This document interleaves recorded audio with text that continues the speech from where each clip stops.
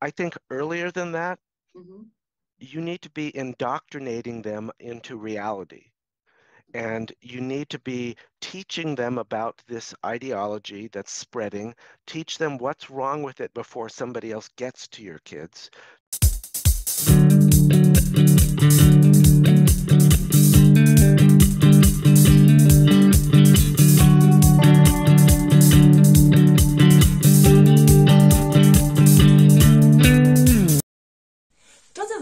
Jest psychoterapeutą i psychologiem klinicznym z 40-letnim doświadczeniem.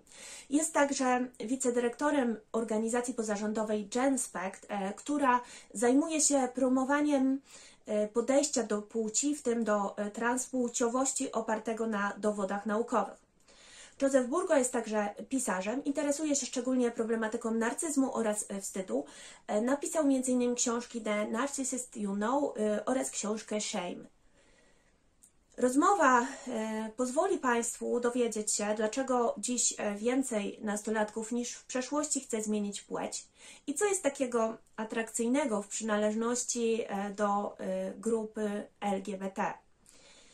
Joseph Burgo dementuje też informacje podawane przez aktywistów, którzy sugerują, jakoby brak zgody i afirmacji wybranej przez dziecko tożsamości płciowej mogło zagrażać jego życiu. Rozmowa na temat wychowania dzieci została osadzona w problematyce zmian kulturowych. Współczesna kultura eliminuje praktycznie każdy rodzaj wstydu, także ten konstruktywny, który służy socjalizacji, co bardzo mocno utrudnia proces wychowania dziecka. Dodatkowo rodzice starają się być za wszelką cenę przyjaciółmi dojrzewających nastolatków, obawiają się im sprzeciwić. Natomiast dzieci chętnie wchodzą w rolę ofiary, co jest bardzo mocno związane z ideami promowanymi w naszej oświacie. Prowadząca Magda Lewandowska jakiś czas temu gościła na moim kanale, dzieląc się wiedzą dotyczącą tak zwanej kultury woke. Tłumaczy teksty, tłumaczy blogi, vlogi, filmy, podcasty z angielskiego na polski i zamieszcza je na blogu Wokiem. Zapraszam serdecznie do wysłuchania rozmowy. Here we go. Here we go. Hi. So, my name is Magda, and I'm so sorry, I'd never done it before, so I'm a bit nervous. I was actually, today I was re-listening to your book, Shame, and I was there's this last bit about the marathon and you sitting on the bench on the Fifth Avenue, and I was just like thinking to myself, okay, it's all about just me being here. It doesn't matter. Totally. So I would like to talk to you because I read your book Shame, and I read your interviews with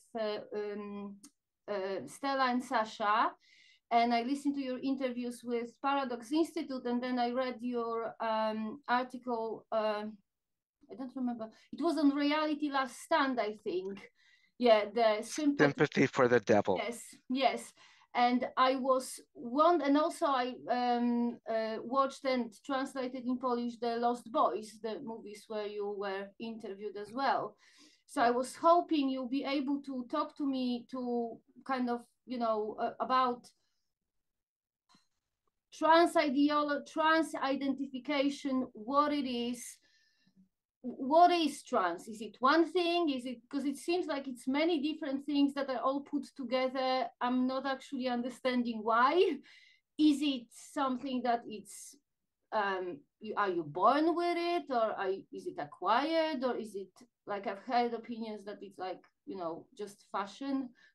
So. It is a whole bunch of different things. So I think it helps to start by talking about what it used to be, what transsexuals used to be. Mm-hmm. And historically, there used to be a small group of mostly men who showed up at gender clinics with this feeling that they were born in the wrong body and they did not identify with their natal sex. And most of those men, as they are boys, let's say, when they went through puberty, their, quote, gender dysphoria would resolve, and they would accept that they were gay. Can I just ask why we quoting gender dysphoria? So it's not gender dysphoria is another one of those things that seems to mean a lot of different things. All right, okay. Yeah, so that's why I don't take it for granted that everybody's going to know exactly what I mean, and I'm not even sure I know what I mean because people use it in different ways. Mm-hmm. But they were very uncomfortable with the sex they were born with. Mm-hmm. They had a hard time accepting their sex, and they grow up mostly to be gay men.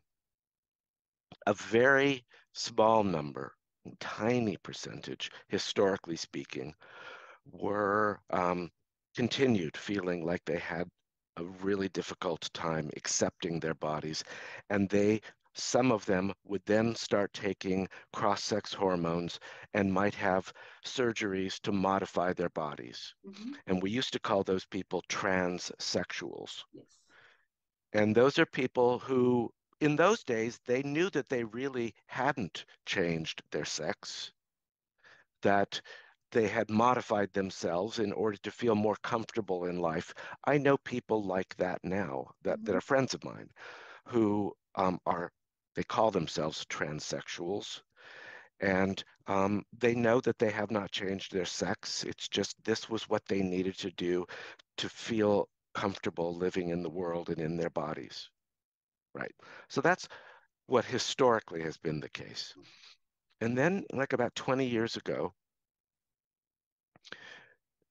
things started to change. It coincided with the rise of social media and the availability of certain information online.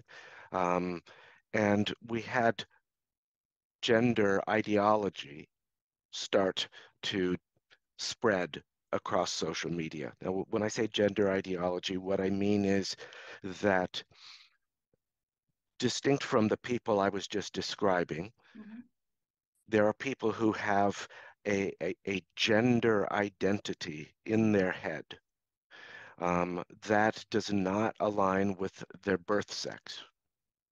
This is the theory, that you're born with an identity that does not align with your biological sex. But we are talking theory now. We're not talking that they're actually just. So sorry, I'm so sorry. I'm cutting in. I'm just trying to understand. Do not feel sorry. just feel free to break in. So basically, the people that you were talking about first, who were seeking to modify their external appearance, but they were fully aware of the sex they were, they didn't have gender identity, or they did. Well, they might have thought that they had a different gender identity, but it didn't have this ideological background, you know, which comes from Robert Stoller and John Money, psychiatrists working in the 60s. And we got this whole new theory of gender identity ideology, which is that it's possible and even common for people to be born into the wrong body. This is the new development. You were born in the wrong body.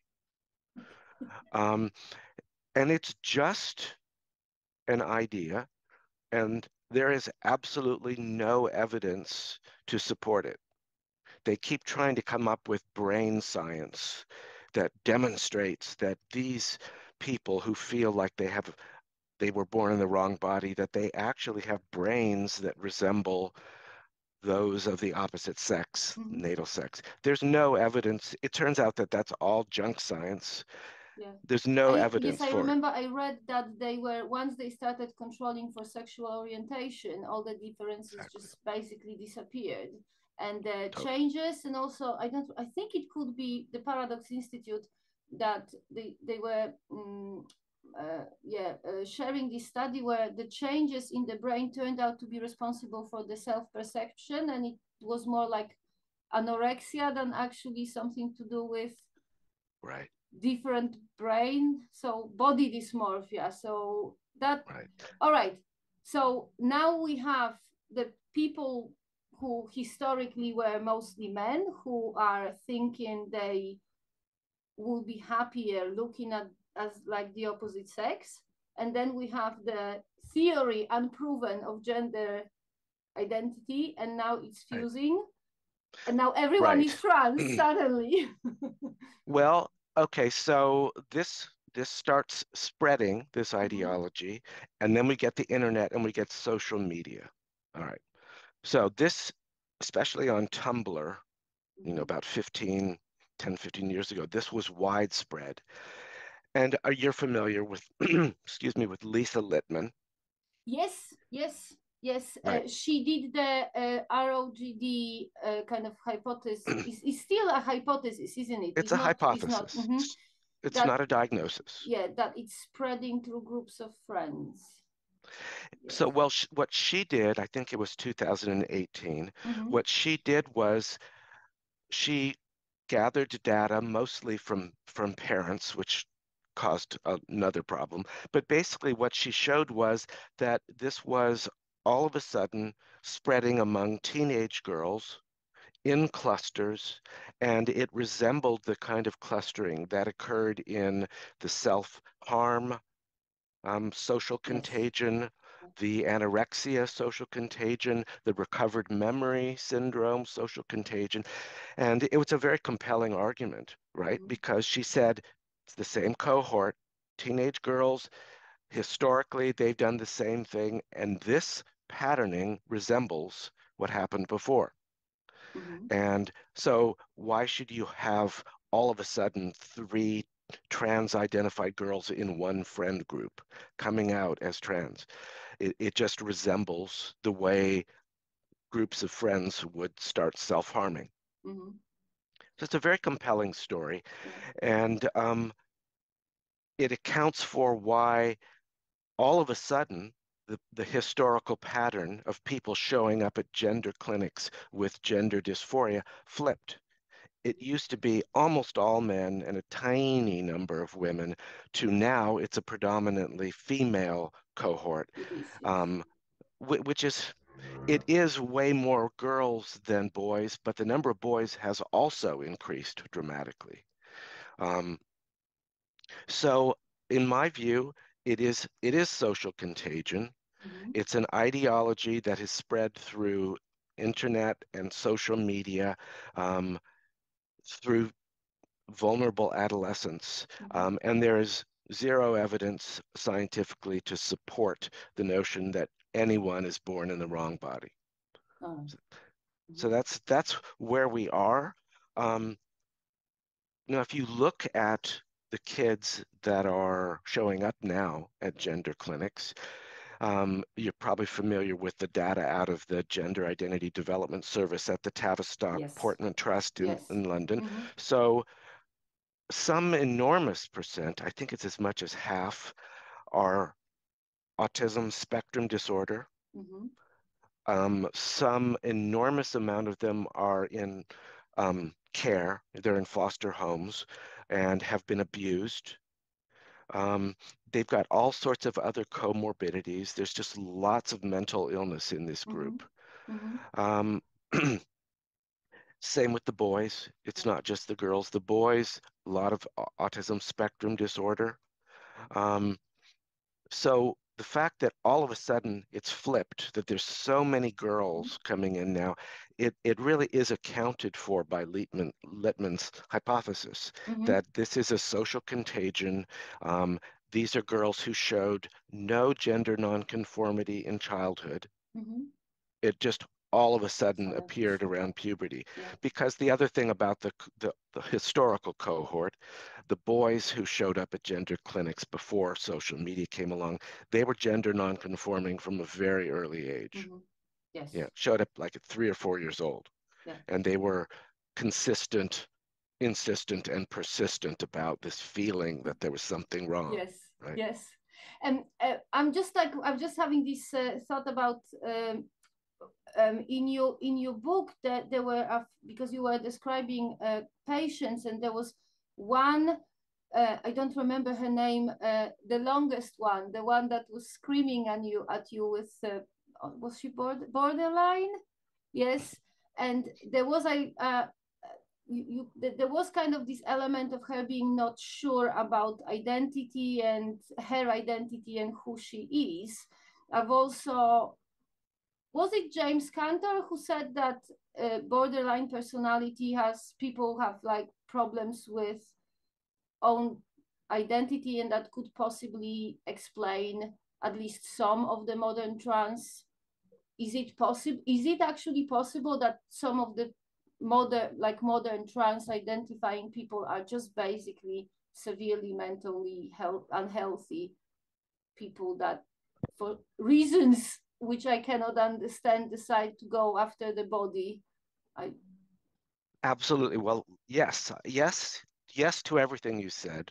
All right. I think it was James Cantor who said that. And that the patient that you're talking about, that I wrote about, I've actually discussed her at greater length in a paper I haven't put out yet, Okay. in which she was very much identified as a male early on, and definitely borderline personality disorder. And what she had done is and I think this is common, is she had taken this feeling about herself that there was something terribly wrong with her, that she was damaged or defective in some way. And she had identified that with, it was because she was a woman. Everything that was wrong with her, she identified with being female. And if only she could be a man, she would be able to escape from all of that damage, what I call core shame, right? All right.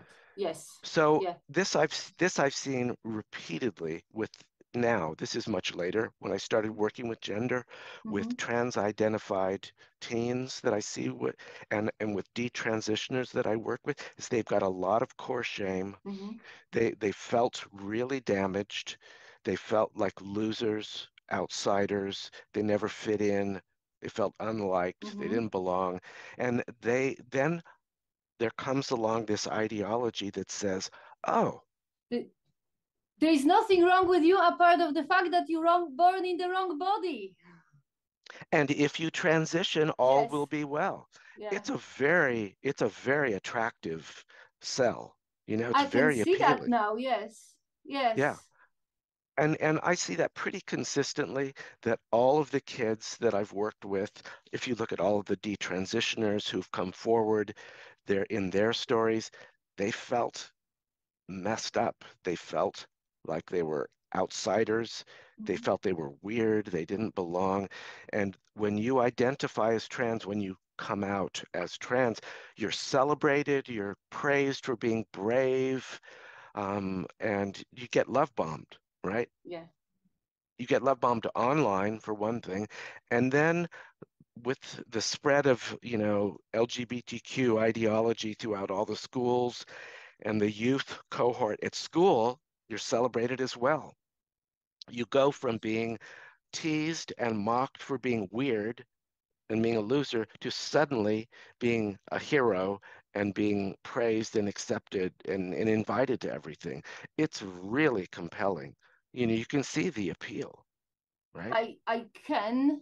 However, I have to admit, after reading your book, because you did read quite a lot about the importance of shame, which I have to admit, it didn't sit right with me at all initially. I had to really walk, because I think when I walk my dog, I had to go on a lot of walks with my dog to actually understand, because what you are writing in your book is that this experience of shame and this learning how to cope with it is a part of growing up and becoming an adult, isn't it?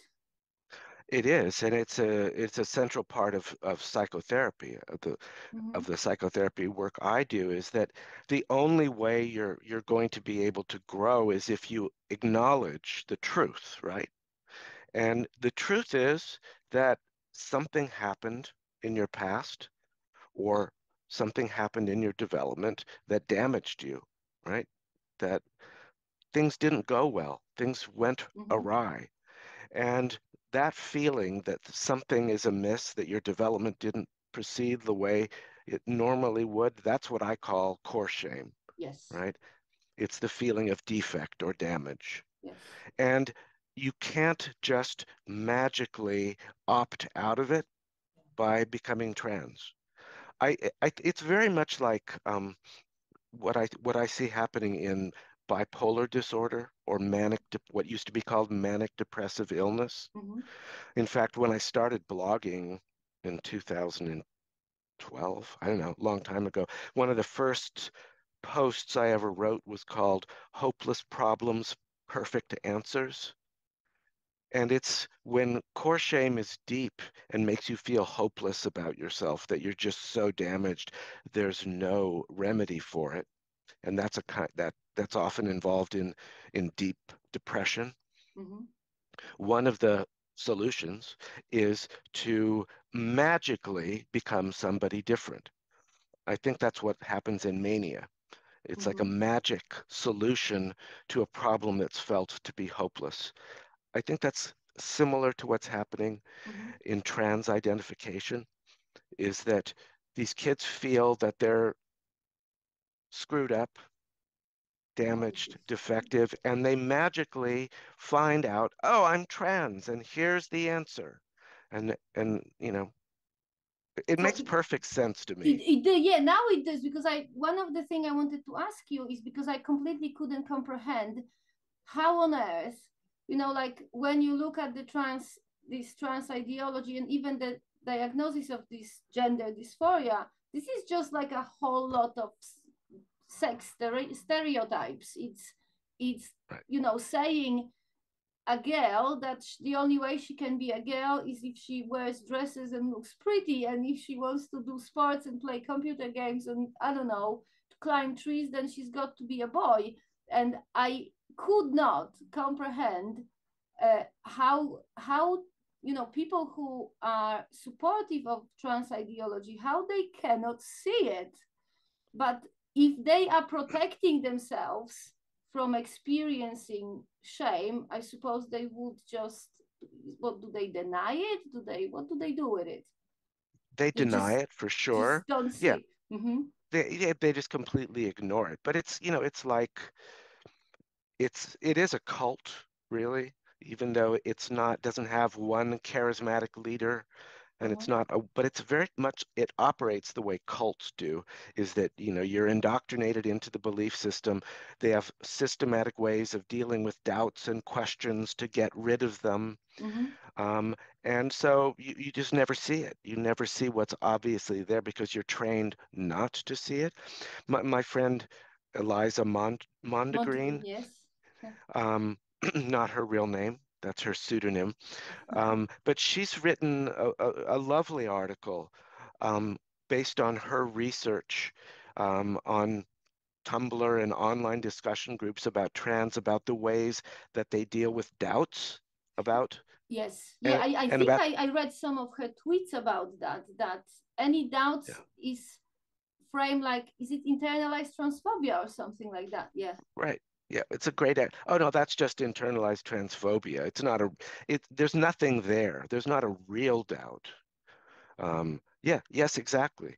They have ways of getting rid of your doubts so that you remained locked into this ideology. Plus, like you were saying, why would you want to go back to the alternative? Why would you want to give up your magic solution and go back to feeling shame, feeling damaged, Oh, feeling goodness. like there's something wrong with you? It's makes a lot of sense to me. So how do you make people want to experience this shame and go through? Because this the only way is through it. The only way out of it is through it, isn't it? Like, Totally. so how do you, oh my goodness, I'm just experiencing this total feeling of complete, like, how do you talk to these people? How do you get them out of it? Well, I'll tell you, I've been practicing for over 40 years, and I've never experienced anything like this because, it used to be when you had a teenager who was having just a delusional idea or a mistaken impression. First of all, you had the parents and the external world, reality, Mm-hmm. telling them, no, that's not true. And they would also come to me as a therapist because I'm an authority. I supposedly know something, and they rely on my judgment and experience to help them. None of that is true anymore. Now, now, if I have a teen come to me, I'm not an authority. You know, if I don't accept their version of events, that they're born in the wrong body, then I'm transphobic, because look at how the external world is supporting their belief system. Yeah. They hear it at school, they hear it at all their friends, it's everywhere. And the parents don't know what to do, because the medical authorities and even the psychological authorities are telling them things like, your kid's going to kill herself if you don't affirm her trans identity. So they can't act as authorities to counter this delusional belief system.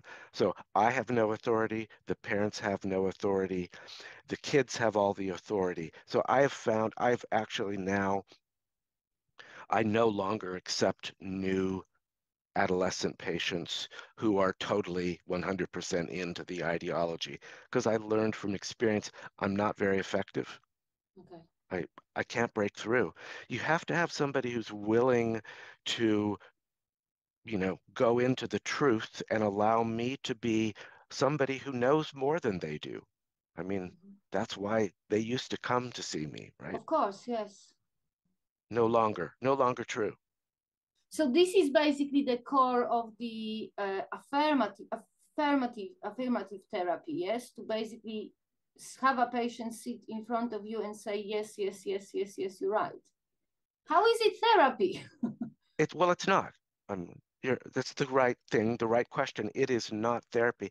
And I don't know how it is in Poland, but in America, the psychological professions have been totally captured by this ideology. Yeah, in Poland, it's pretty much the same. I am hearing there are some therapists that are willing to do explorative therapy with adolescents, but because of the activity of trans activists, they don't really advertise their services. So they'll come after you. Yes, yeah, they will come after you. So I'm not even sure how a parent would find a therapist, because most certainly a child wouldn't be looking for a therapist like that, would they? No, and what's really heartbreaking is I hear from a lot of parents who want me to see their kids, and they're desperate for someone to come in and save them. And lately my message is really pessimistic. It's like I can't do that. I can't save your child because the world is against us. Yeah.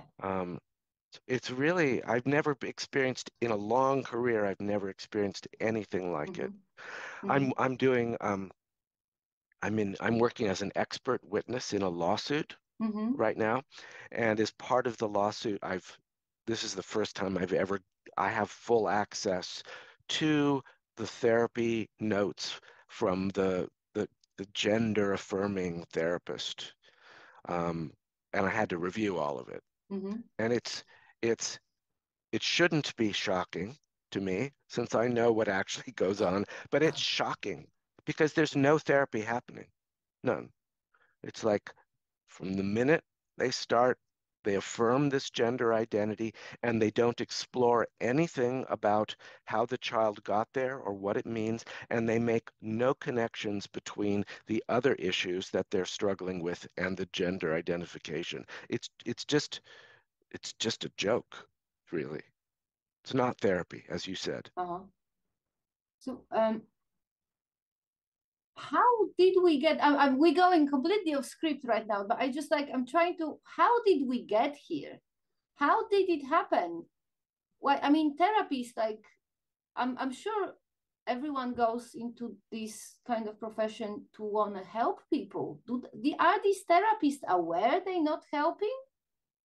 No, they're not aware, and it's because they've been indoctrinated in their schools and in their trainings with all sorts of social justice ideology.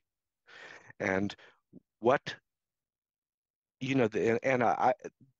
how did we get here is a very long answer.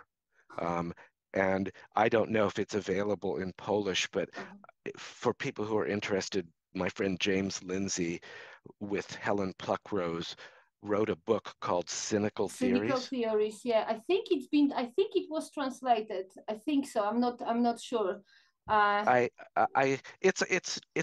It's not an easy book to read. It's a very academic book, but they're brilliant, both of them, and they trace how postmodern Marxist ideology infiltrated the academy and how it's showing up in all these different ways. And the ways that the primary lens in which everything is viewed is that there's always an oppressor and there's always someone who's oppressed, a group that's oppressed. And this way of looking at things has infiltrated psychology, so that rather than thinking about the unconscious and what drives symptoms and mental illness, now they're trained to help clients identify their victim class. Seriously. And being trans is a victim class. Wait, therapists are telling their patients that they are victims. Yeah, they're teaching them how to identify their victim class and to stand up for themselves against the oppressive power structures embodied in society. That's what therapy has become in America. Well, I guess, yes. I guess, like, because, well, there is plenty of affirmative therapy in Poland as well. So I suppose this is how we ended up there too. Like as I mentioned in an email to you, I couldn't even find a therapist who will speak to me about it. They are all scared. Of course they're scared. You know, and most therapists I know are scared in America, and in England. There are a handful. There are a handful of people who have been speaking out. You know, people like Stella O'Malley and Lisa Marciano and Sasha Ayad, friends and colleagues of mine who I deeply respect. They've been out there for a long time talking about this, and they get attacked all the time, really. I don't seem to get too much abuse. You don't? Why is that? I'm sorry. I'm not terribly provocative, and I keep my communications to a strictly professional tone. I don't engage with people. I'm on Twitter a lot because that's where gender lives. And I learn what other people are doing and I learn what to read, but I don't engage in the kind of vicious, dialogue that can go on between trans activists and people who challenge it. But a lot of people do. Stephanie Wynn, you might know, she's a therapist who they filed a complaint against her and tried to get her license canceled. They didn't succeed. She won. And I think it's more fear than reality. I don't know of anybody who has lost her license as a result, but they can make your life pretty unpleasant. But anyway, you don't, people at least don't speak up. They don't say it anymore because you're going to get labeled a transphobe or a bigot of some kind, and you'll be excluded, you'll be shamed. So people have just I think there are a lot of people like you and me who question this ideology and aren't on board, but they're just too afraid to say anything. So they go along. Just go. Right. Because I live in UK, and well, when my daughter she's 18 now and she moved out to uni, she lives in Warsaw, but we did have some kind of contact with this whole gender craze. And I have to admit, I was very, very worried she will fall into it.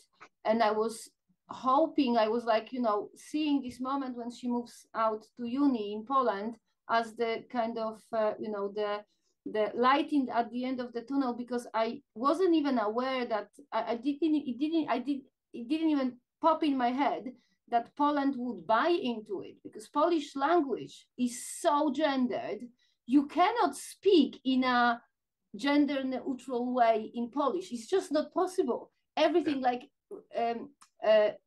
you know, you have to, the verb has to have the right gender, every noun has a gender. This is one thing. And the other thing, I just thought that because Poland, it's, I don't know, I suppose you could call it old fashioned, because there is this kind of societal structure that, you know, there are things that you do in private and there are things that you just don't do in public. So everyone has this private life, which actually, you know, you can pretty much do whatever you want as long as you don't kill people. You know, there's plenty of gay people in Polish history who were known to be gay, but they didn't speak about it. Nobody talked about it. They didn't show up in public with their gay partner, and everything was fine.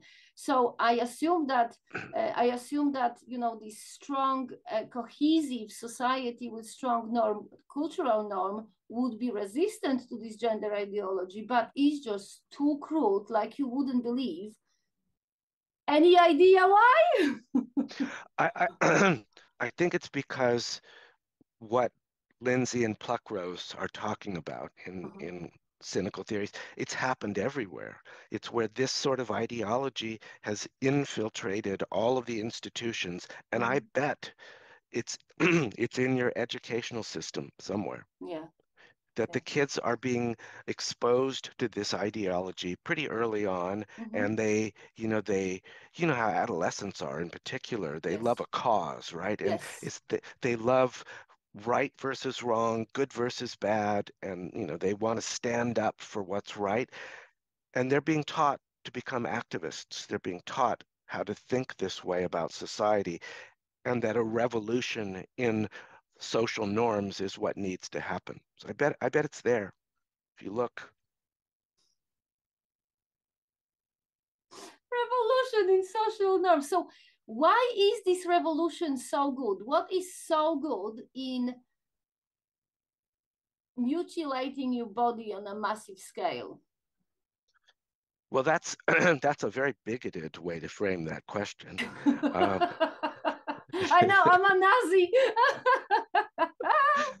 I'm just genocided, just like, you know, hard. You did. Yes. You did. That's not the way they would frame it. They would say that we've been living under these oppressive, cis heteronormative, I don't know if that how you would translate that into Polish. Well, we just go. I mean, a lot of things you just translate it like how it is in English and make it a Polish word out of it.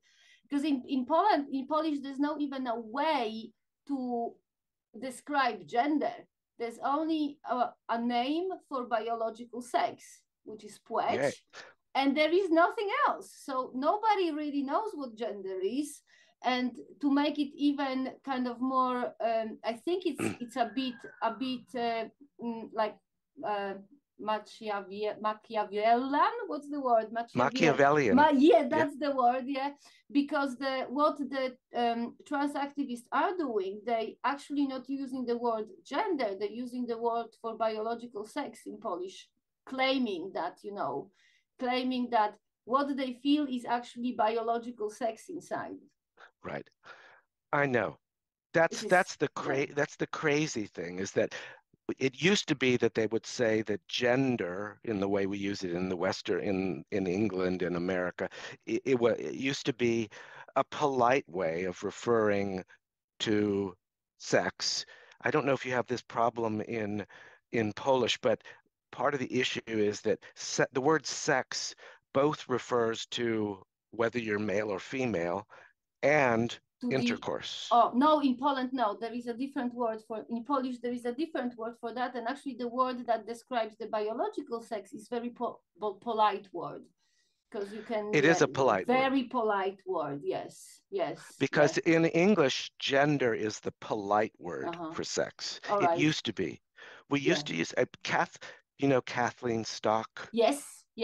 Kathleen Stock has in her book, I think 4 definitions or 5 definitions of gender. Exactly.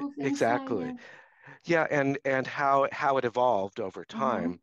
And this idea that you have an innate gender identity is a new idea, right? That's very, very new. It only came up like in the 60s.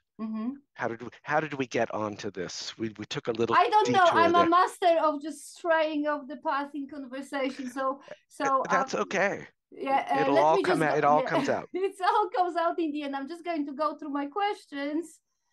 I wanted to kind of go back to the shame, because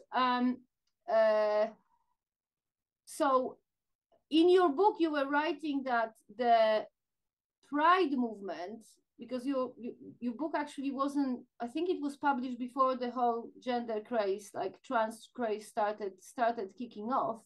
The pride movement it was published before I became aware of it. All right, that book came out in 2018.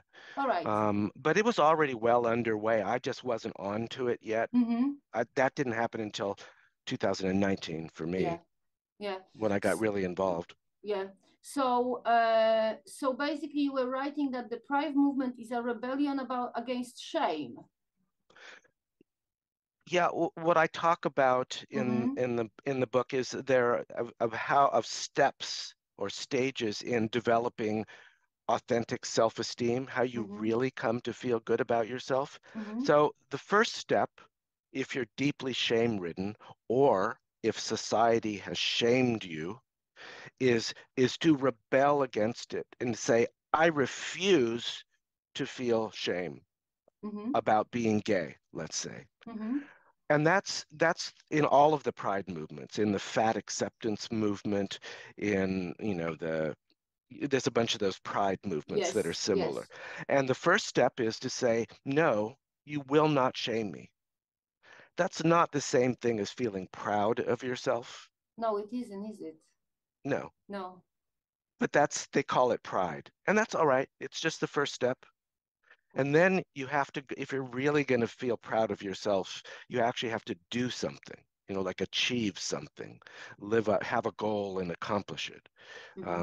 So shame defiance, that's what I call it. Shame defiance.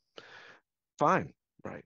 But it's and unfortunately it's become, for a lot of like the trans stuff, it's become the first and last step. It's like, like, I will not feel ashamed of being trans, and if you question my existence, you are a bigot and a transphobe, and that's as far as it goes. Yeah. Yes, and also that it's somehow killing them. How is it killing them? It's just a verbal, it's a linguistic game. All right. It's because if I deny, I do deny that anybody is born in the wrong body. I do deny that. No one is ever born in the wrong body. It's not possible, is it? It's one of the most ludicrous ideas I have ever heard. So if I say that, that means I'm denying the existence of trans people. So that's bigoted and transphobic. And because trans people need to be accepted and acknowledged, and if they aren't, they will kill themselves. That's the narrative. If you deny their existence, they will kill themselves, then you're engaging in genocide. Because when you deny the existence of all these people, you're saying, well, I don't care if they kill themselves. They shouldn't be here. I don't know. It's just, I don't know their logic. Yes. But those are the steps. So this is essentially blackmail, isn't it? Yeah.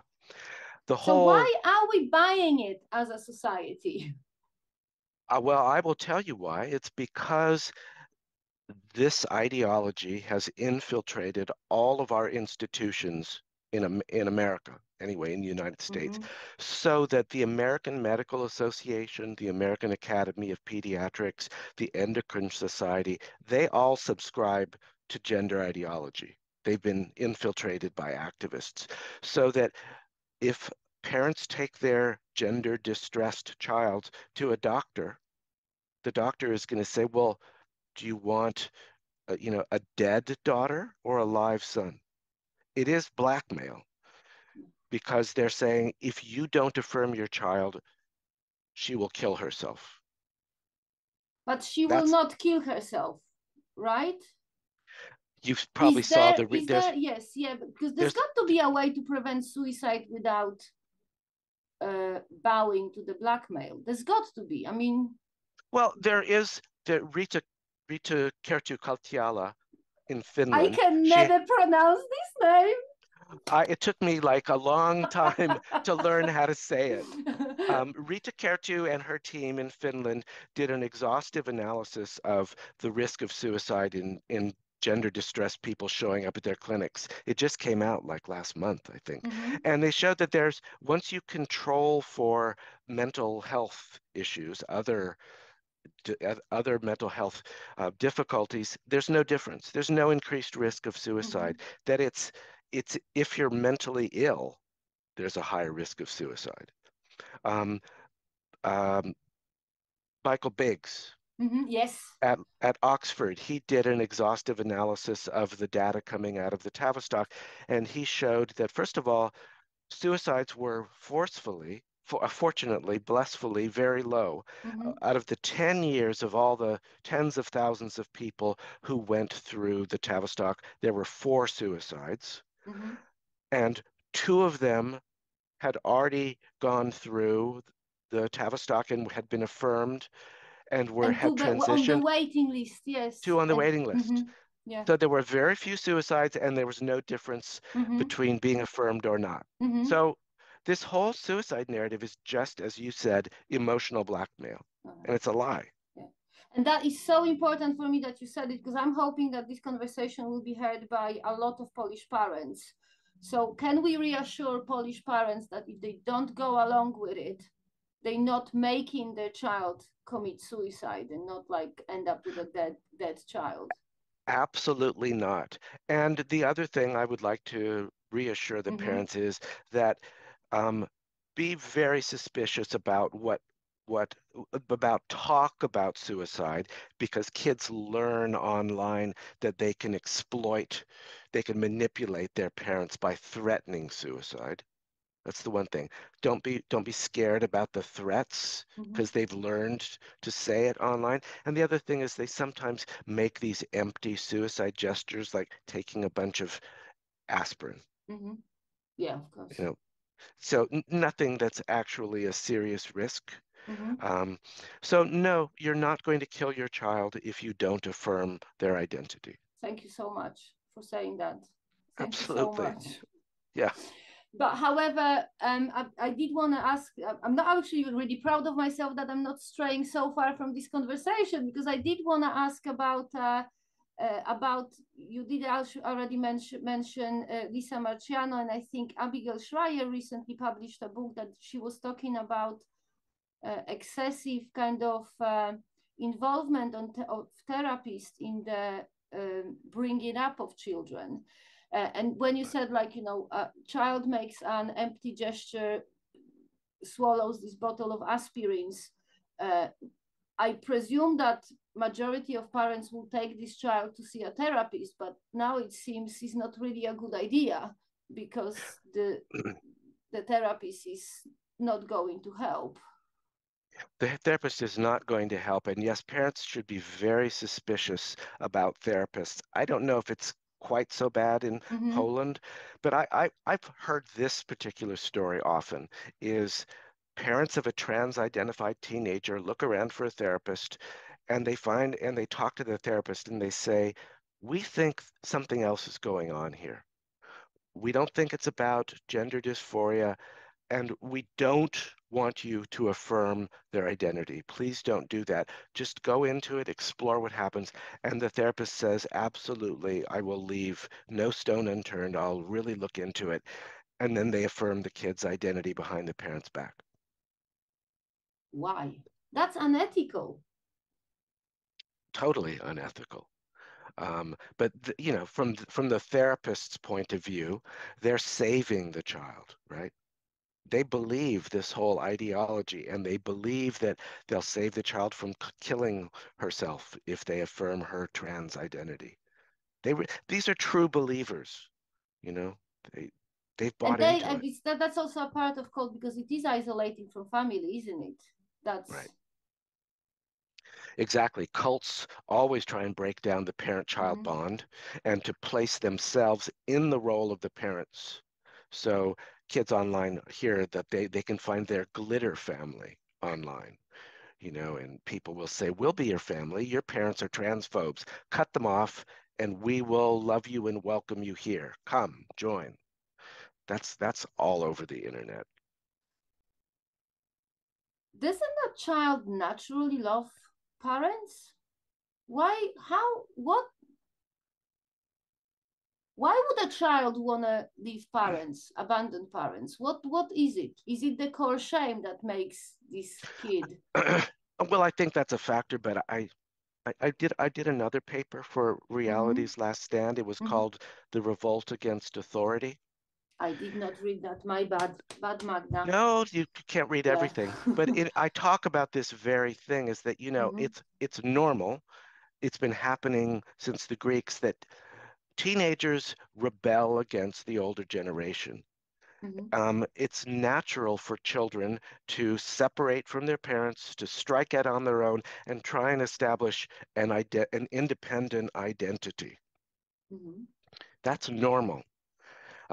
And what was also normal was that they would, because of reality out there, they would come to terms with, you know, who their parents really were. They would stop rebelling. They would become members of society, and respect the values that they had been brought up with.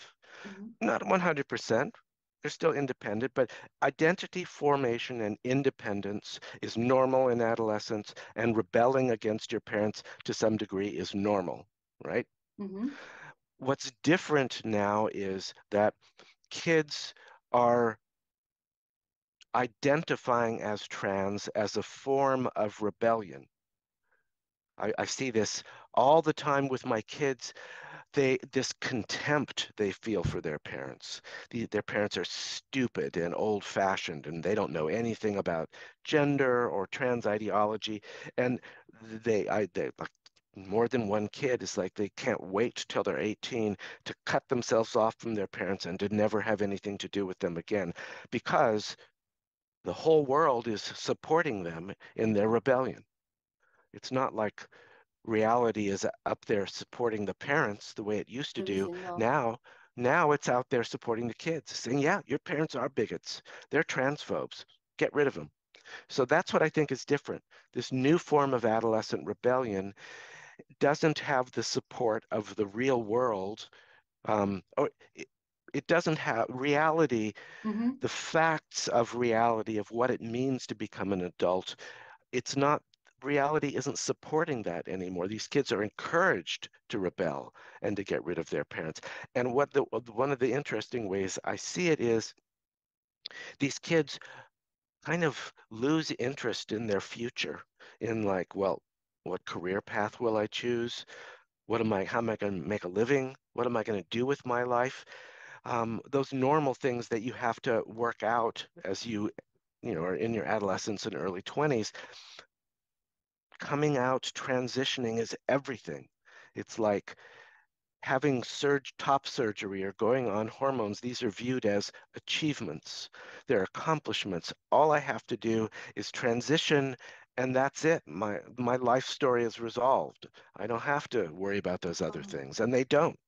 So basically, so now, like, historically, it's a normal, like, not historically, like, it's a normal for a human child to go through a period of rebellion, which is there and going through the rebellion is a process of finding own identity, while what's happening right now is that the kids are encouraged to rebel by closing in on a identity, and then the rebellion is through becoming this identity that was established so early, like at the beginning of the rebellion, not at the end. Is that right? All right? Yes, and I think Sasha says this, or Stella, or both of them, is that one of the problems with trans identification is that it stops identity exploration. It does, stops doesn't everything. It? Yes. Yeah. Yeah, because all of a sudden you formed this identity, it's locked in, and nothing else matters. Whereas what's normal for teens is to try on different identities. Mm-hmm. You know, lots of kids go through, you know, the phase where Ghost face. Black hair, exactly. terrible makeup. Yeah. Yep, Peter. exactly. And then they go in their 20s and maybe they've got a few embarrassing tattoos left Yeah. over, but they grow out of it. Mm-hmm. Well, as Hakim, he's also in the Yes. he calls it he calls trans goth 2.0. It's just He the does, latest. doesn't he? Yes. He Yeah. does. Yeah. And it's really great, except for, you know, if you're trans and you grow out of it, you no longer have your breasts, you Yeah. know, or with some of my male patients, you no longer Penis. have your Yeah. genitals. Yeah. You know, that's a lot different from having an embarrassing Yeah. tattoo. Yeah. And now I'm just going because this is one thing that I don't call me sexist or something. I mean, losing breast is terrible, is absolutely terrible. But my impression is that, please don't take it the wrong way. Please don't take it the wrong way. But I see pretty much like I see culture, society seeing men's genitalia as the core of his existence. What does it take for a young boy, like a teenage boy? I mean, they are like the most libido driven group of people. What does it take for a boy to hate his masculinity so much to actually cut off his penis? Like, how do we get there? I think it's a complex answer, but I think one of the major influences is I don't know if in Poland you've had this ongoing conversation about toxic masculinity and the patriarchy. I mean, it is being in the you know, the circles of the radical feminists. I have to admit, from what I seeing and understanding, it's not really like, you know, what you would call on the West toxic masculinity is actually the preferred way of being a man in Poland. So you're supposed to be tough, you're supposed to be resilient, you're supposed to go to work, provide for your family, you suppose you all these things that, you know, like, oh, a man has to, like, what was it, plant a tree and build a house and have a son. That is all well and alive in Poland. Yet still boys are, I mean, definitely the trans are more like, what from what I'm seeing, the trans activists, there's more girls there, more definitely girls are transing. A lot of lesbians are transing, which is very sad. But the Same here. publicly, yes, the publicly trans like biological men who claim to be women, there is only one that's castrated. Everyone else, they keep their beats, so to speak, and they kind of act in a very masculine way. They will, you know, walk into the space and they will say, no, that is mine, you know, I'm going to conquer it. There is one that has like a whole horde of, you know, worshiping him girls that, well, like a harem, really. So I have to admit, I do struggle with this on the West, these boys castrating themselves. I really don't get it. Well, I don't. That's the paper I'm working on right now, is understanding ROGD in boys and why, because as I said earlier on, the numbers have increased in boys as well. Yes, we're seeing the new cohort with the girls, but the boys are increasing. One of the influences is that in the West for, I don't know, for decades now, there's been this ongoing assault on masculinity. And we call it toxic masculinity, but basically everything about being a man has become pathologized. I don't know if you're familiar with the American Psychological Association has its guidelines for working with men and boys. And you you mentioned about it in the movie, but you didn't go that much deeper into it. Well, basically, it pathologizes masculinity. Everything about masculinity is bad, and men should model themselves on women. Okay, male sexuality is terrible. Men are rapists. The whole discussion of rape culture on college campuses, the Me Too scandal where men are abusing their power. So boys are being brought up to think that men are shit. They're terrible. Okay, so what happens when you hit puberty? And start becoming a man. Oh. And your sex drive kicks in. Maybe you discover pornography. You're kind of, on the one level, you're horrified by what excites you. That's, I think, I had a trans-identified young man I worked with who thankfully decided not to transition, who told me he wanted to become a woman because it aligned more with his values. Being a woman aligned more with his values, and female sexuality aligned more with his values. Can I just ask what a man can know about female sexuality? Like, what can possibly a man know? You can't. No, we can't. You can't. You can imagine. You can try to imagine. Yeah, but like, but yeah. You see. I mean, one of the enjoyable parts of the Twitter fights are people arguing about this issue. People, feminists pointing out quite accurately that, just because you have some feeling inside called being a woman, that doesn't mean you know anything about what it means to be an actual woman. Yeah. And it's true. At the same time, just because you think that you have a feeling that you're a man, it doesn't mean you're a man. I mean, I cannot even start to comprehend what it is to be a man. And I will never be able to comprehend it because it's completely different experience. I mean, how it is to be strong, always strong. Your whole life, like you can lift a chair with one hand. Like, how do you do that? How does it feel? I don't know. The sad thing is that most of those things that you mentioned in your list about men call me a sexist. I think they're great. I bet they are. Yeah, I bet they are. Yeah. They are. Yes. Yeah. I think the ability to remain stoic, to do what needs to be done to support your family, to protect your wife and children, those are great things. Yeah. To be capable of violence when necessary to protect your family, those are great things. Yeah. We used to know that, right? Yes. Yeah. But there's something you said that I don't want us to miss, is you talked about a lot of lesbians transitioning. Yes. Mm-hmm.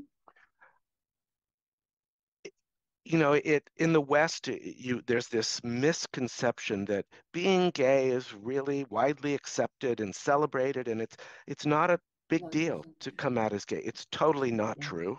Yeah. It's totally not true, in spite of the fact that we have, gay marriage rights.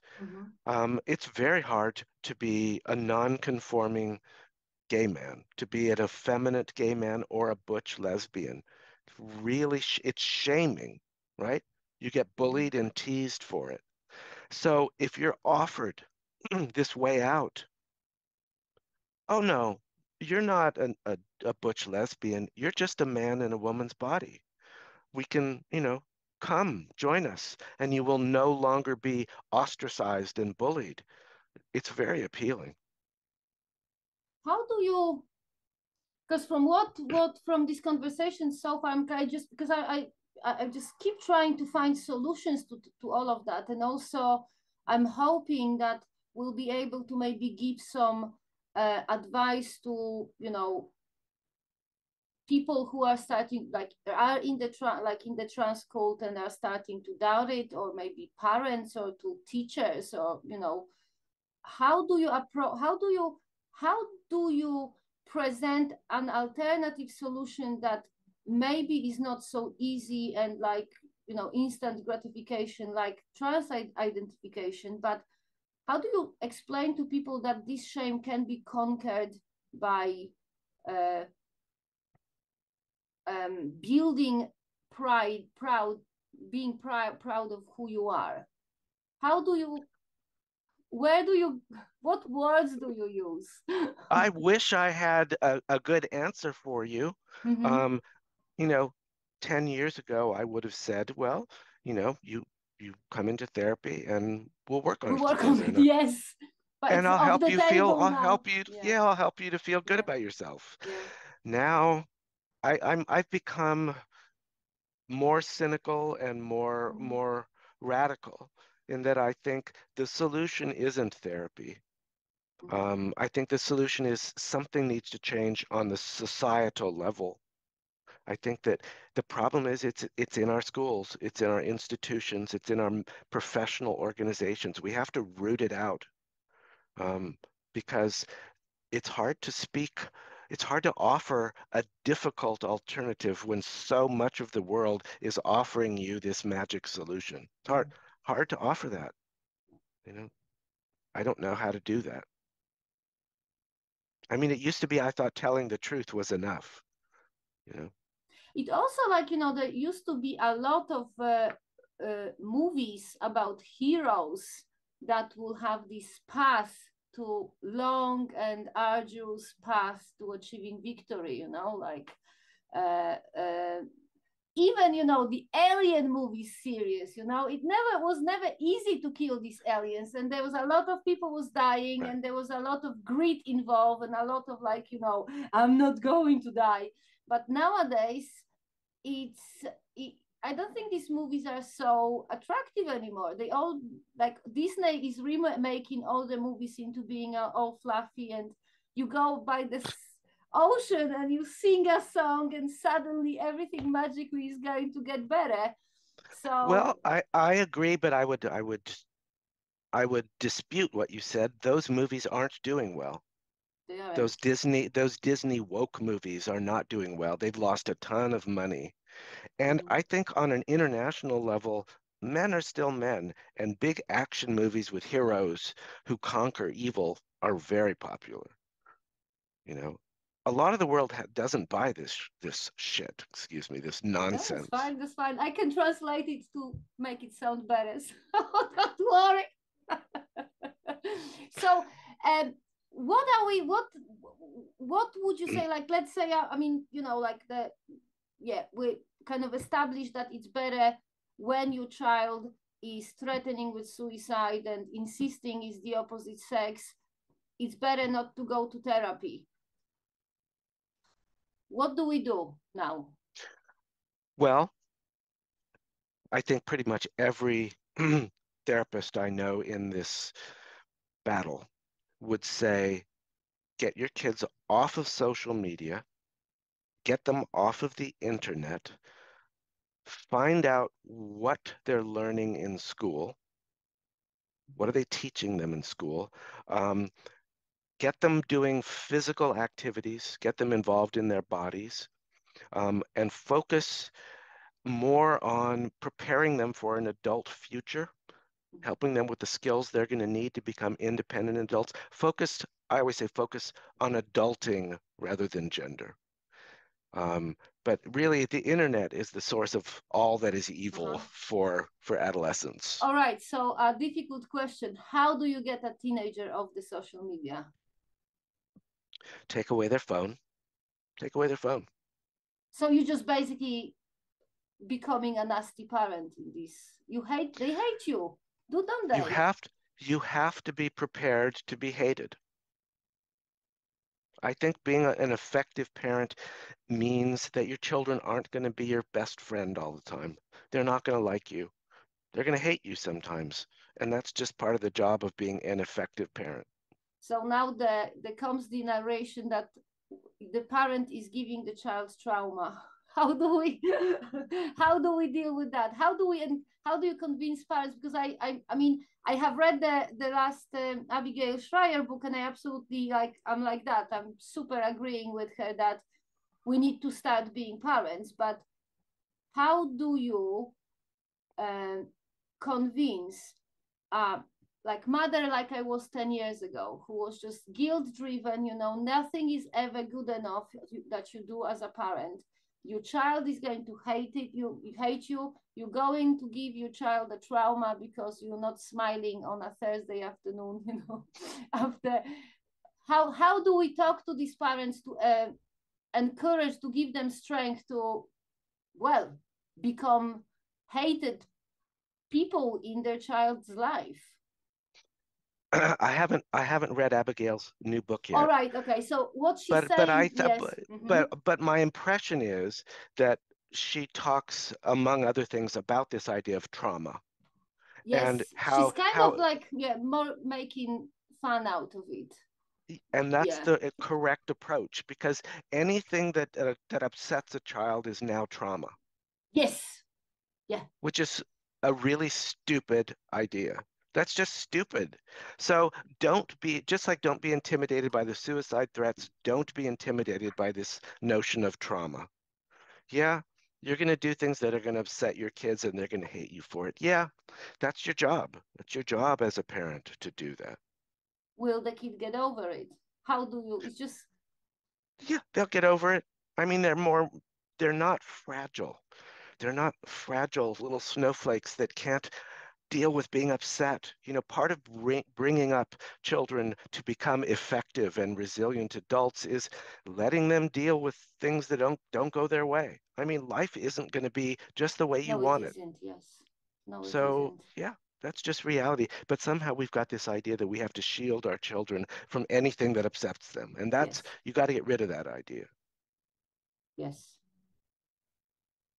So, but it's, I think it's hard to accept your kids are just going to hate you sometimes. I don't, we all want to be liked. This is the core shame of a parent, isn't it? That part of the job. Never going to be, never going to be good enough. You do your best. Right. Let me just go back to the questions, because I got completely. Where is my mouse is not working? Nothing is working anymore. We're covering everything though. Good. This is, I mean, I am absolutely loving this conversation. I was just so wanting to get someone to say things to empower parents, because I see parents. I mean, I run this blog where I translate some gender critical materials, and I get a lot of emails from parents, and I'm just like, I don't even know where to start. Well, I have one more thing to say to parents. Since you're wanting to give advice to them, is I would say, you know, this, I don't know if it's infiltrated your culture, but because of youth culture in America, parents these days want to be like buddies with their children. They do. Yes. And that you got to get rid of that idea. You know, you are no longer a teenager. You're not young anymore. You're the adult. You have to grow up and accept that you're not friends with your child. You can love your child, you can have good experiences together, but you're the authority, and it's your job to bring them up to be resilient adults who can manage their own lives. Don't think your job is to be friends with them. You know, no, that's wrong. Don't we go here, in your book you were talking about this lady who you were joking that her parents were the Olympians. Don't we go into the territory where the parents are just like, you know, high up and telling you what to do, and no? Well, setting unachievable examples and a critical. Is there a way to be firm without being excessively critical?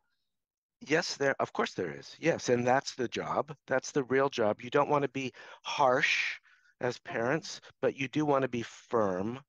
You want to have reasonable rules and boundaries, and you want to make clear what the consequences are of breaching the rules and crossing the boundaries, and there need to be understandable punishments that you follow through on. You can't always be like backing down and being afraid that your kids are going to be upset if you punish them for something.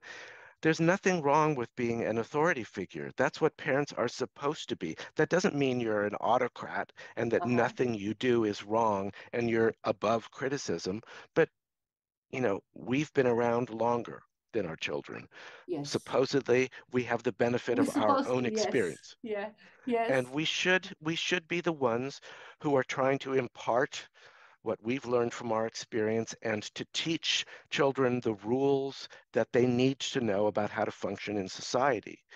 Our job is not to be their friends. Okay. So I'm not even going there, because like in your book you also mention shame as being actually the good and useful emotion and a tool necessary to develop pride or being proud of oneself. Right. So if you were kind of talking on this about this kind of shame being used as a way of disciplining children, for example, that if the child is doing something wrong, so then the parent is kind of going into shame territory to show that what the child is doing is not appropriate, and then going out of this territory when the child is doing what is appropriate. How do you find a balance between using shame to discipline your child without actually shaming your child and ending up with the core shame? Absolutely. Okay, so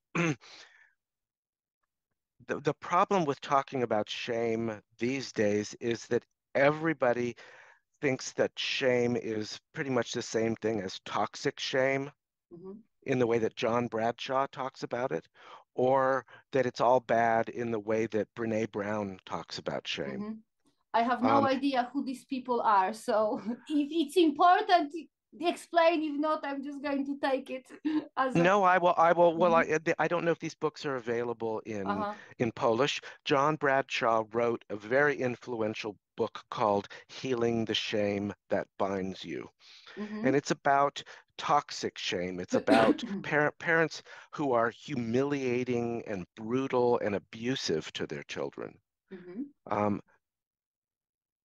Brene Brown talks about how society shames women for not living up to unrealistic expectations of femininity. I can confirm that. Yes. And, you know, these are people I admire, both of them. I think they made major contributions. But the problem is that now everybody thinks that shame is bad. All shame is bad. It's all toxic. Well, why do we have the capacity to feel shame in the first place? If it were such a bad thing, why would evolution have built into us the capacity to feel shame? That doesn't make any sense. The reason why it's there, and there are evolutionary psychologists and biologists who will talk about it, is that shame has survival value. So if you are part of a tribe, let's go back hundreds of thousands of years, if you're living in a tribe of humans and you break the rules, like you don't do what are the norms in the tribe, you'll be excluded, you'll be shunned. Because you're putting shame. That's shame. The original shame is you are on the outside. You're put on the outside. And it's as we all know, feeling shame is deeply painful. Yes. So fear of shame leads us to conform to our tribal norms, our social norms. Now that can go too far, and you can have a very repressive society. I don't know if Polish society is like that. It can be, yes. Right? Yeah. So the shame can go too far, but it's also a force for good. I mean, certain things ought to be shame-ridden and stigmatized in society. The example I always use is, do we really want pedophiles not to feel ashamed? Well, we don't know. But they're trying. They're They trying are, now. yes, of course. It's a valid sexual orientation right now, isn't it? It's just crazy. Yeah, I can't go there. Yeah. So going back to the original question with parents, you know, to shame your child doesn't mean you are a worthless, terrible child and I don't love you and you're never going to amount to anything because you did such and such. That's toxic shame. Okay. But every time your face gets an expression of disapproval, and you say, "No, stop that." It's That's the face that's expressing so it's not the word. Well, it can also be the words, but we convey it through our face. That's shame. And parents use that kind of shame to socialize their children or to save them from doing dangerous things like your toddler is going to put a fork into the electrical socket. And you say, "No." And nowadays you're supposed to say it in a way that it's kind and loving. Nonsense. It is nonsense, isn't it? Yeah, it's absolute nonsense. Yeah. So, expressing strong disapproval is a form of shame. It doesn't have to be humiliating or brutal. If done in the right way, it conveys a message that, no, what you're doing is wrong. That's not acceptable within our family, and it won't be acceptable in the world at large. No.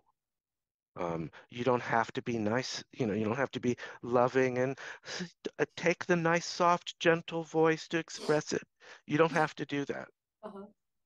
That is just so, I am absolutely loving this conversation. I'm just going to play it 3 times a day, I swear. Thank you so it's a joke. much. No, absolutely. It's become a joke. Yeah, but parents are being treated like demons right now, that whatever we do, we bad people, we didn't do it right.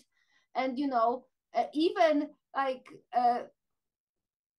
40-something years old person is still blaming it on the parent. And I'm just like, this is crazy. You've had, easily 25 years of adult life. You could have sorted the problem out. Oh, I know. And I'm a therapist saying that the whole therapeutic approach of blaming everything on your parents and going back into your childhood to account for everything that's wrong in your life is silly. Yeah, we can gain some insight about yourself from your parents and the way they were, but you're still responsible for your own choices. You have to take yourself as you are now and make the best of yourself. It's not going to help you to blame your parents for the rest of your life. Yeah, but it isn't. However, that's the narration of the whole woke culture, isn't it? That you can live your victimhood for the rest of your life and forever remain a victim and always stand up to the oppressors. It's just the oppressors are further and further away. It's the whole victimhood thing. The victimhood gives you social status in our current culture, as opposed to achieving something, right? Creating something new or being an effective, accomplished person. Now it's like, identify your oppressed status, your victimhood, lean into it, and that gives you social currency. It's crazy. It is absolutely crazy.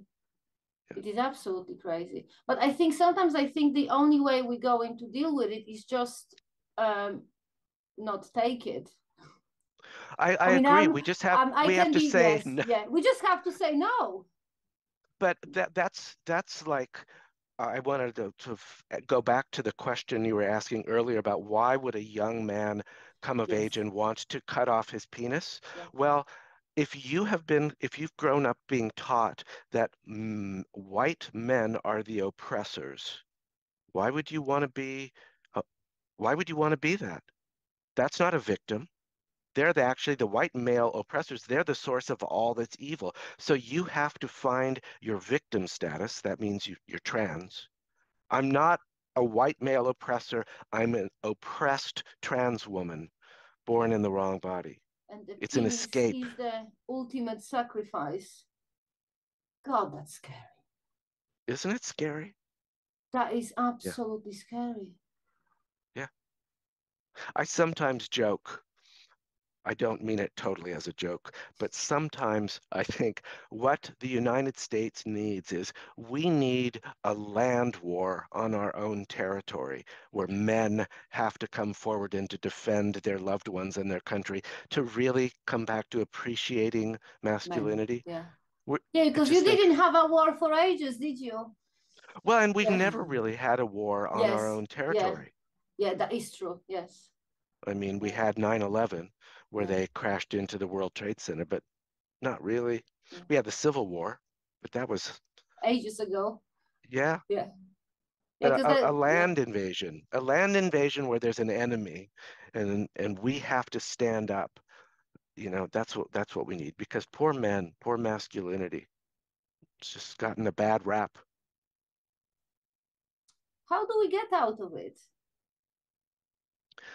It requires a concerted effort by a lot of people on all fronts. You know, there's so many people who are doing it, you know, that I admire. James Lindsay, He's he's something else, this guy. He's something, I think he's got like a chip implant in his brain, because the amount of stuff that he's reading it's just crazy. He's a genius. Yeah. He's a true genius. I just so admire him. But he says that basically we're halfway through a Marxist cultural revolution, and we only figured it out recently. And we have to now mobilize against it, because otherwise Western, like, I get very apocalyptic sometimes. Yeah. Sometimes I think, well, Western civilization is just going down. Yeah. We're at the end. Yeah. It's all falling apart. Yeah. Everything we thought was great about the West is being identified as bad and oppressive, and we're just going to undo everything we've achieved. Yeah. You so see, we have to fight it. Yes, the funny thing is that in Poland, you know, like, I don't know if you know, but Polish people, they have quite a lot of, they are ridden with psychological complexes, you know, the inferiority complex, that we need to look up to the West and be like the West because the West is like the best. And it sometimes feels like when I actually moved to UK and look at the West, I was just like, no, it's just like, this is not, you really in the West are like West hating people, which for me is crazy. Like my grandfather, he fought in Second World War, and I was around to hear the stories. And he really fought for freedom, like, right, totally. No, I know. You just like take this freedom and you just put it like that, and you throw it away. And the funniest thing is, the only place on the whole entire planet in the whole history of humanity is the West, because nowhere else have people build a culture where you can actually speak up against your own culture. I was part of an organization where we weren't actually compelled, but we were strongly encouraged to take this course in our group called Anti-Racism for White People. And in the opening session, the moderator asked each one of us to talk about how we felt about Western civilization and being a part of it. And everyone else dutifully felt ashamed and guilty and talked about how bad they felt. So it came my turn, and I said, I feel great. I think Western civilization is amazing. Because it is everything we've achieved culturally, legally. I mean, all the accomplishments. And they didn't know what to do with me. You know. Oh, bless them. Oh. We should, I think sometimes I feel like we should all stand up and just start speaking, just speaking the truth. But I don't know how to get people to do that, because they're all scared, as you said. Like the therapists, like the teachers, parents are forever blamed for absolutely everything. So, but I've just, because I've been kind of, I keep it on my finger to forget.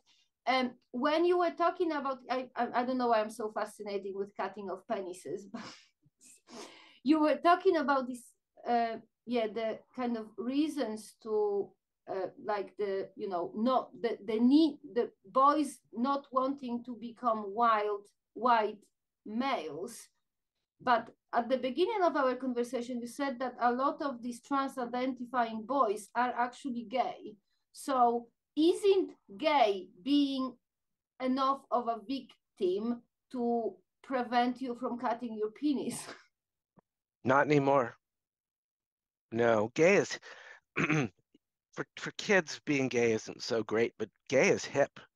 Remember, gay was hip for a long It time. was, yes. Yeah. So no, I think, and you can see the way, you've probably seen the dialogue between the gay men who happen to be my friends on Twitter and the trans activists. And the trans activists hate a lot of gay men who Yes. won't subscribe to gender ideology. Yeah. Yeah. And they call them oppressors and, Yes. you know, bigots. Yeah, and the usual that thing. they have some fetish of genitals or something like that. Genital fetishism. Fetish. Oh yes, yeah. Oh, but that reminds me, the other thing which I didn't mention is I touched on this autism. Mm-hmm. A lot of these boys most of these boys are on the spectrum somewhere. I'd say like 80% of them are on the spectrum. And that makes them very vulnerable to trans ideology for a number of reasons. Usually, they've never fit in. They're kind of weird. They lack social skills. They've been bullied. They've been teased. So they want to belong badly, right? They really want to fit in. And trans ideology says, oh, this is why you've always been weird. You're actually trans.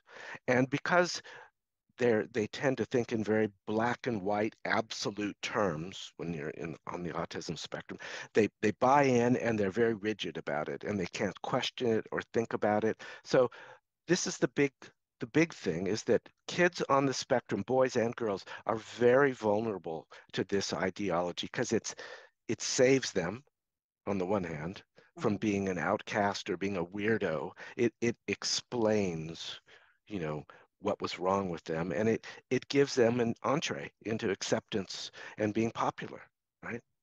It's very seductive. This is like basically this is actually a genocide of autistic kids. Totally. Yeah.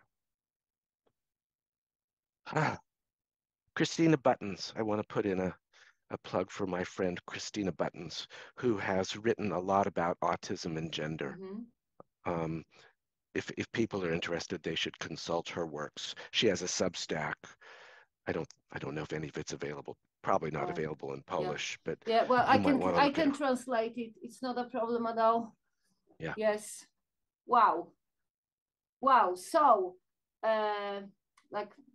sorry, because we only have half an hour left, and you have to, because we need to finish bang on time. We actually need to finish a little bit early because I need a break. All right. I got to go right into another meeting, and I need like a 10-minute break. Of course. Yeah. I'm just going to quickly go through. My mouse stopped working for some reason, but that's okay. I'm just going to. There is one question. There's one question that I didn't touch on, and I wanted to. Is there a way to make, for parents, because hopefully some parents who will listen to this conversation, their children haven't got in contact with the trans ideology yet. Is there a way to make a child able to resist it? Right. Well, yes. And part of that has to do with the advice I gave earlier, is keep them off of social media and the internet as long as possible, really, because they'll find it there. So don't let them, like, do you know who Jonathan Haidt is? Yes. And he's kind of detected a correlation between access to social media and deterioration of mental health in children. Right. So you are talking about like what, 14, 15, 16. You cannot keep this kid off the internet, okay? No, but that I think 14 and 15 maybe you can. I think you can. You have to. I mean, you have to be prepared for your children being really pissed off at you and going around and doing things behind your back. But if you can limit their access at home, that will go a long way. That will go a long way. I think earlier than that, you need to be indoctrinating them into reality.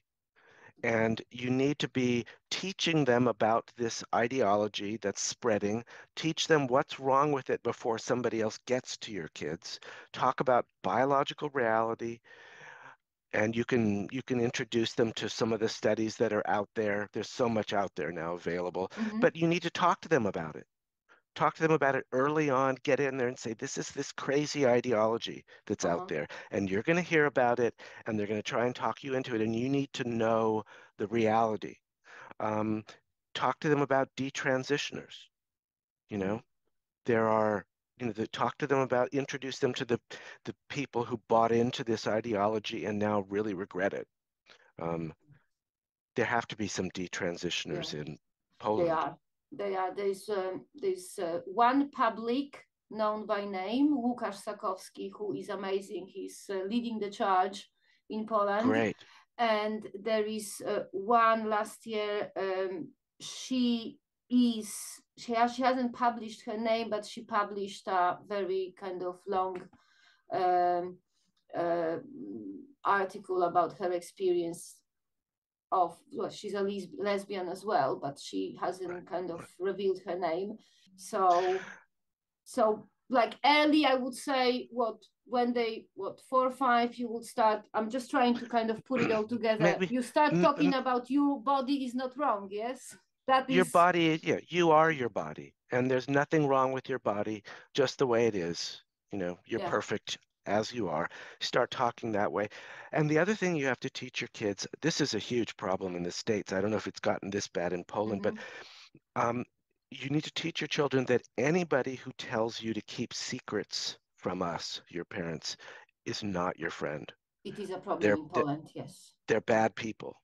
You need to really get that lesson in early, because that's how they turn you against the parents, is by saying, we're your real friends, and you will keep your secret. We won't tell them. That's really dangerous. It is so, yeah. All right. Awesome. I think I got it all.